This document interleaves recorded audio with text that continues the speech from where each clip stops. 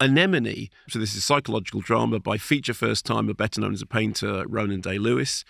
The tagline for the movie is "All is not forgiven," which I think tells you a lot about what is to come. The title refers to a plant, which is a form of wildflower, which kind of ties the past to the present and memories in terms of the thematics of the film.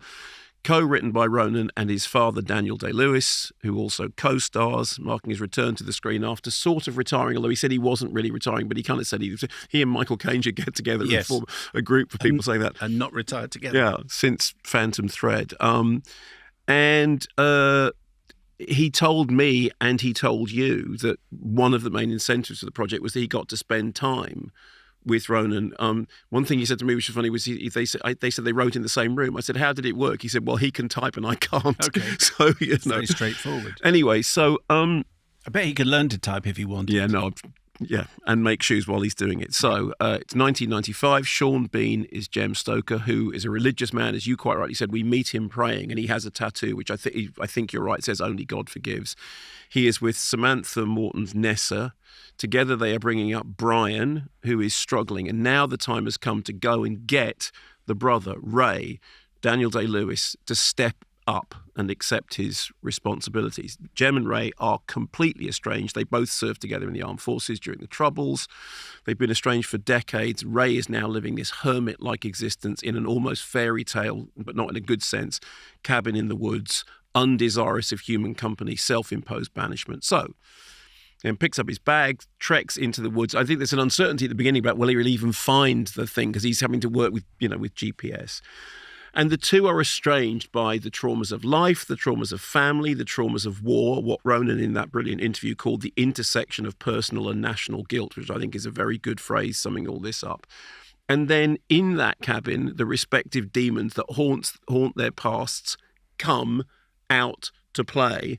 And at one point, there is this kind of extraordinary scene of the hailstones, which is, I thought exactly the same thing that you did. It reminded me of the Plague of Frogs from Magnolia. There is something biblical about it, and there is something wider going on in the film, which is to do with the biblical element and the pagan element, the element which is out in nature, and the fact that it takes its name from a plant, and the fact that we get these overhead shots of the trees almost moving like lungs. There is somehow one of the characters has gone into that world, whilst another character is still very tied up with a religious upbringing that was clearly part of their youth.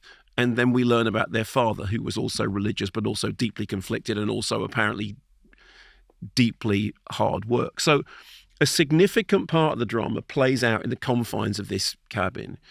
And I do think that Ronan Day-Lewis, who clearly has talent as a director, the film is very well directed. For a first feature, it's very confident, it's very well directed.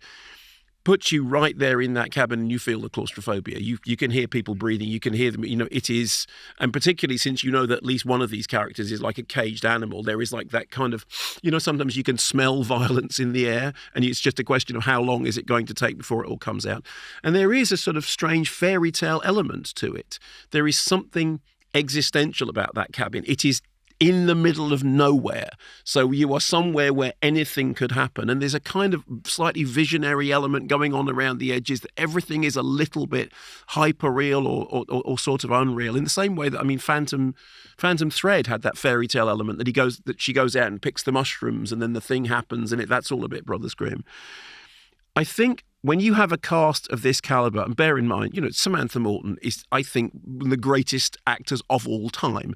Daniel Day-Lewis, one of the most, storied and accoladed actors of all time. Sean Bean, who, an incredible filmography.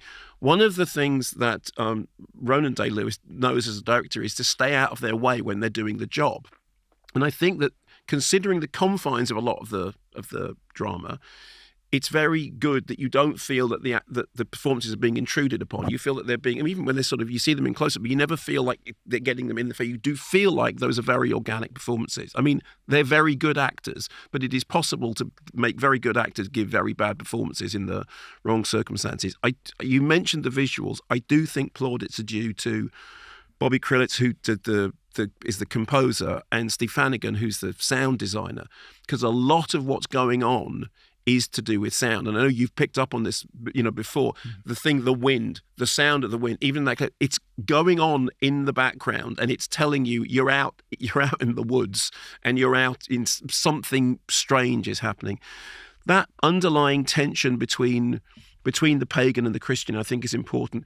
I mean, Daniel Day-Lewis has said this thing in interviews that, obviously he has played dramas that have seen the troubles from the other side. And he said, well, this is interesting because this is seeing it from the side that I haven't played before. And this speaks to the other side of that. And there is a key speech in it in which you sort of hear the root, well, not the root, one of the kind of key reasons why all this has happened. And you go, okay, fine, that yes, this is about another side of the conflict. I do think, however, that despite the fact they said it's specific, it is set when it is set, 95, because it's at this particular time in history.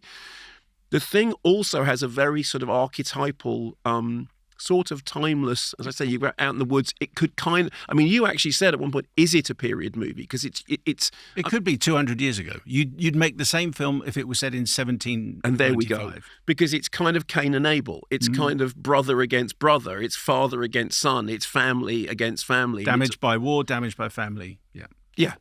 And I think that the smartest thing about it is that it understands all of that. That it appears to be made with all of that in its DNA. Now, when I watched it, I didn't know anything about it other than I knew who'd made it, and I knew the title, which I thought, because I'm an idiot, Anemone, an enemy. I get those two words confused. So I even learned during the course of the drama that the title referred to a plant. I'm afraid that's how dumb I was. But I did find myself, for the whole course of the drama, completely in that world. And I think that it's a very powerful piece. And I think that the things that it's dealing with, although they have that specificity, are much more fundamental than that. I think it is about father, son, brother, what that kind of thing. And I'm a sucker for modern fairy tales. I'm a sucker for the moment that the Hales came, it was like, okay, we are watching the same film, aren't we?